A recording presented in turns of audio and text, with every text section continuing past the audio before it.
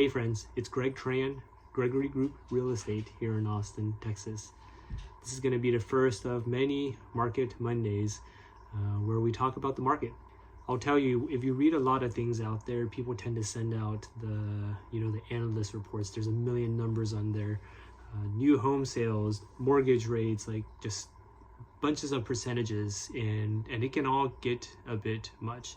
I like to make things simple, and the simplest that I've been able to take it is down to one number which tells us how the market is doing, and that's the demand number.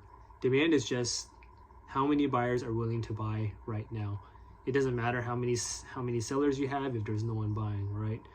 Every week we track this number because, like I said, if there's one number that you want to pay attention to, this is the one.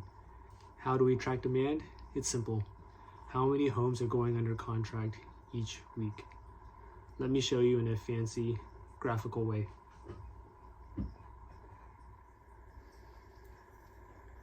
This is the chart of how many homes are going under contract each week. Over here, this is starting in November of last year. This is right now. So let me walk you through this. See these numbers? High 400s into 500s. This is the end of last year, November, December. You can see it's pretty low and it kind of slows down right into the end of the year. This first bar up, this is the first week of January, and then boom, you see second week of January, all of a sudden buyers pop in there.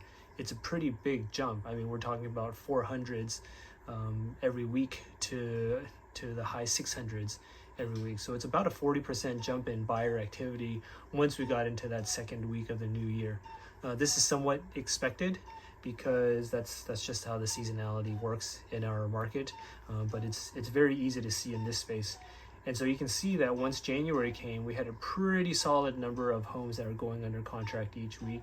And as we get into February and March, it starts to pop, it starts to slowly rise. And this, once again, is what our market does. It's the springtime rise. Right along with that, these three bars here, these are the last 3 weeks of April. And you can see, once again, it popped up a little more, and then the last week it's going up even more. So what I really expect, so this is exactly what I expected to do.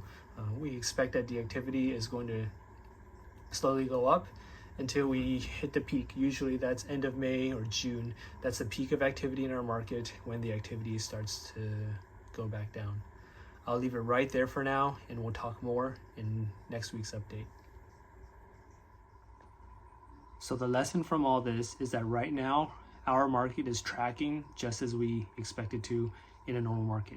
We do have seasonality here in Austin, Texas. We aren't like the markets that have a lot of cold and ice where everything shuts down in the winter, but it is slower in the winter, and it always picks up in January, and we start to run right up there until May, June. It's a great time to be in real estate. Let me know if you have any questions. Love to help. Bye.